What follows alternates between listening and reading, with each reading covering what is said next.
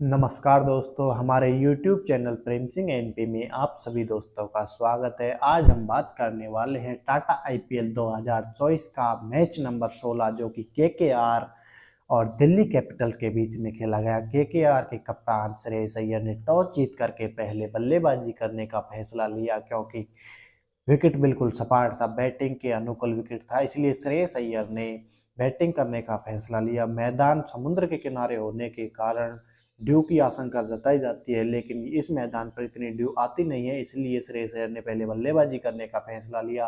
KKR की तरफ से ओपनिंग की जिम्मेदारी निभाने के लिए इंग्लैंड के ताबड़तोड़ बल्लेबाज फिलिप सॉल्ट और कैरेबियन पावर सुनील नारायण को भेजा गया।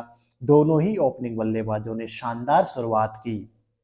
केकेआर का पहला विकेट 60 रन के स्कोर पर फिल सॉल्ट के रूप में गिरा। अफ्रीकी तेज गेंदबाज एंड्रिच नोरकिया की गेंद पर फिल सॉल्ट अपना विकेट दे बैठे।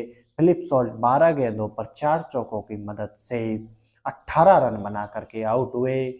पहले 16 रन पर जब फिलिप सॉल्ट खेल रहे थे तब डेविड वार्नर ने उनका एक आसान सा कैच बाउंड्री लाइन पर छोड़ा था। फिलिप सॉल्ट के आउट होने के तुरंत बाद मैदान में एक भारतीय बल्लेबाज आया, अंगकृष्ण रघुवंशी, जो कि आते ही अपने रंग में नजर आया। पहली ही बॉल पर उन्होंने एक शानदार बाउंड्री लगाई। एंड्री नॉर्किया की तेज आती गेंद पर एक पुल शॉट मारा जो कि बाउंड्री बाहर 4 रन के लिए चला गया। केकेआर शुरुआती 10 ओवरों में 145 रन बना देती है। केकेआर दूसरा विकेट सुनील नारायण के रूप में खोती है। सुनील नारायण 39 गेंदों पर 7 चौके और 7 छक्कों की मदद से 85 रन बनाकर मिचेल मार्श के शिकार होते हैं। ऋषभ पंत आसान सा कैच उनका पीछे को लपकते हैं। सुनील नारायण को आउट करने का मौका दिल्ली कैपिटल के पास में तब आया जब केकेआर का स्कोर महज 48 रन था और सुनील नारायण 24 रनों के स्कोर पर बल्लेबाजी कर रहे थे। उस समय सिर्फ सुनील नारायण ने 13 गेंदों का सामना किया था। उस समय गेंद बल्ले का महीन सा किनारा लेकर के विकेट कीपर ऋषभ पंत के दस्तानों में चली गई थी, लेकिन ऋषभ पंत के कानों तक वो आवाज नहीं पहुंची। ऑफ शॉट पर फील्डिंग कर रहे मिचेल मार्श को वो आवाज सुनाई दी। मिचेल मार्श ने अपील की थी। ऋषभ पंत को जब तक कुछ समझ आता तब तक डीआरएस का टाइमर समाप्त हो चुका था। यह चांस मिलने के बाद में सुनील नारायण ने दिल्ली कैपिटल्स के गेंदबाजों को आंधी में उड़ाना शुरू कर दिया। बहुत ही बेहतरीन बल्लेबाजी सुनील नारायण ने की। इसके बाद जो भी बल्लेबाज बल्लेबाजी करने आया ताबड़तोड़ बल्लेबाजी करता चला गया। जैसे ऐसा लग रहा था जैसे कि बल्लेबाजों को गेंद नहीं फुटबॉल नजर आ रही थी। आंद्रे रसेल, श्रेयस अय्यर, रिंकू सिंह सभी ने बेहतरीन बल्लेबाजी की। अपना डेब्यू मैच खेल रहे अंगकृष्ण रघुवंशी ने 27 गेंदों पर 54 रनों की एक बेहतरीन पारी खेली। उसके बाद में बल्लेबाजी करने के लिए आए आंद्रे रसेल ने 19 गेंदों पर 41 रनों की एक जबरदस्त पारी खेली। श्रेयस अय्यर ने भी 11 गेंदों पर 18 रनों की पारी खेली। वहीं रिंकू सिंह की बात करें तो अंतिम ओवरों में यह बल्लेबाजी करने के लिए आए और अंतिम सिर्फ 8 गेंदों में इन्होंने अपने बल्ले से 3 छक्के और 1 चौके की मदद से 26 रनों की एक बहुत ही जबरदस्त पारी खेली। दिल्ली के सभी गेंदबाजों ने अच्छी खासी मार और केकेआर ने इस सीजन का सेकंड हाईएस्ट स्कोर बना दिया, 272 रन।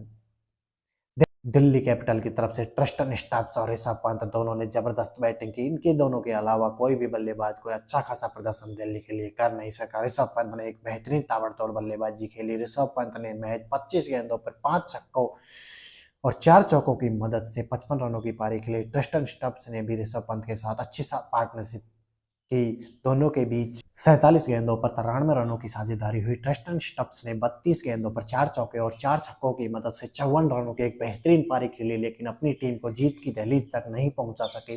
इसके अलावा और भी कई भी बल्लेबाज जो कि सबकी बैटिंग यहाँ पर आई थी, कोई भी बल्लेबाज कोई अच्छा खासा प्रदर्शन नहीं दिखा सके और दिल्ली को एक बेहतरीन हार का सामना यहाँ पे करना पड़ा। और केकेआर इस सीजन में टॉप पर अपने पॉइंट टेबल में पहुंच गई है। वहीं दिल्ली कैपिटल पॉइंट टेबल में नंबर 9 पर पहुंच गई है। वैभव अरोड़ा को केकेआर ने इम्पैक्ट प्लेयर के तौर पर यूज किया। वैभव अरोड़ा बहुत शानदार गेंदबाजी उन्होंने की, गेम में इम्पैक्ट भी डाला। बहुत बेहतरीन गेंदबाजी उन्होंने की। 4 ओवर की गेंदबाजी में 27 रन देकर 3 विकेट उन्होंने लिए। बहुत शानदार गेंदबाजी वैभव अरोड़ा ने की। इसी सीजन केकेआर बिल्कुल तैयार नजर आ रही है। पहले ही वह पॉइंट टेबल में दिल्ली कैपिटल को नंबर 9 पर धकेल चुकी है और खुद नंबर 1 पर पहुंच चुकी है। देखना होगा कि केकेआर इस सीजन अब फाइनल मुकाबले तक पहुंच पाती है या नहीं, क्योंकि केकेआर बहुत शानदार बल्लेबाजी यहाँ पर केकेआर की तरफ से देखने को मिल रही है। गेंदबाजी भी बहुत अच्छी की है केकेआर ने, लेकिन जो बल्लेबाजी इनकी नज़र आ रही है, बल्लेबाजी में जो इंटेंट नज़र आ रहा है, बल्लेबाजी में जो इनकी फिनिशिंग नज़र आ रही है, रिंकू सिंह, आंद्रे रसेल बहुत अच्छी फिनिशिंग केकेआर को दे रहे हैं।